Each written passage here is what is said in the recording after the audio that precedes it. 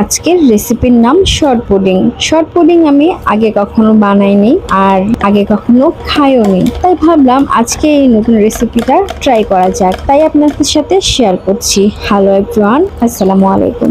মজার বিষয় হলো আমি আগে কখনো নর্মাল পুডিংই বানাইনি, আর অন্য পুডিং তো দূরের কথা, যেমন বিভিন্ন ধরনের ফ্লেভারের পুডিং বানায় সবাই, আর আজকে যেমন আমি বানাচ্ছি শর্ট পুডিং। তো আমি নর্মাল পুডিংই বানাইনি, তো প্রথমেই শুরু করলাম শর্ট পুডিং দিয়ে। জানি না কেমন হবে, তাই একটু ভয়ে আছি। রেসিপিটা একদমই সহজ, তাই ভিডিও দেখলেই আপনারা সবকিছু বুঝতে পারবেন। আমি ভিডিও করি আর আপনাদের সাথে গল্প করছি। প্রথমে আমি 3টা ডিম ভালোভাবে ফেটিয়ে নিলাম। এখন ক্যারামেলের জন্য চুলায় পাতিল বসিয়ে দিলাম। এখন 2 চামচ চিনি দিয়ে দিয়েছি। এখন এটাকে আস্তে আস্তে জাল দিতে দিতে সুন্দর একটা ক্যারামেল তৈরি করে ফেলবো। সুন্দর করে ক্যারামেল করলে কিন্তু পুডিং এর নিচের পাশটার খুব সুন্দর একটা কালার আসে, তাই দেখতেও ভালো লাগে আর দেখলে খেতে ইচ্ছে করে। যেহেতু আমি আজকে শর্ট পুডিং বানাচ্ছি, তাই আগে থেকে দুধ কিন্তু জাল দিয়ে রেখেছি। জাল দিয়েছি, সর পড়েছে, আবার সরটাকে ভেঙে দিয়েছি, আবার জাল দিয়েছি, আবার সর পড়েছে, আবার সরটাকে ভেঙে দিয়েছি। এভাবে করতে করতে অনেক টাইম নিয়ে আমি দুধটাকে ঘন করে নিয়েছি। এখন ডিমের মিশ্রণের সাথে সেই দুধটাকে আমি সুন্দর করে মিশিয়ে নিচ্ছি। জানি না কেমন হবে, সত্যি আসলে ভয় লাগছে আমার।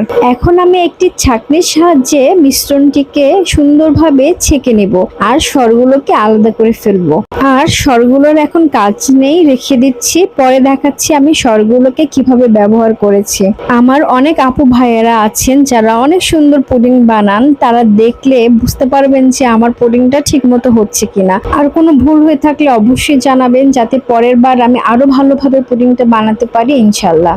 এখন আমি চুলায় আরেকটি পাতিল বসিয়ে দিলাম, তাতে 2টা টিস্যু বিছিয়ে দিলাম এবং পরিমাণ মতো পানি দিয়ে আমার পুডিং এর পাতিলটা এর ভিতরে সুন্দরভাবে বসিয়ে দিলাম। প্রথমে আমি শিল দিয়েছিলাম উপরে, তারপর দেখলাম যে ঢাকনাটা ঠিক মতো বসছে না, তাই আমি ঢাকনাটা উঠিয়ে পাথর দিয়ে দিলাম। তারপর ঢাকনাটাকে সুন্দরভাবে ঢেকে দিলাম, যেন কোনোভাবেই বাতাস ভিতরে না ঢুকতে পারে। চলেন একটু চেক করে দেখি আমার পুডিংটা হয়েছে কিনা।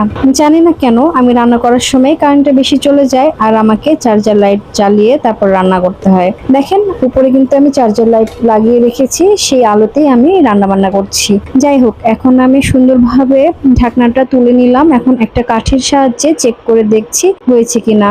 সুন্দর মতো হয়ে গেছে, তাই আমি সরগুলো এখন উপরে দিয়ে দিচ্ছি। যেই সরগুলো আমি পুডিং এর উপরে বিছিয়ে দিয়েছি, ওগুলোকে সেট হওয়ার জন্য আমি আবার একটু ঢেকে দমে রেখে দিচ্ছি।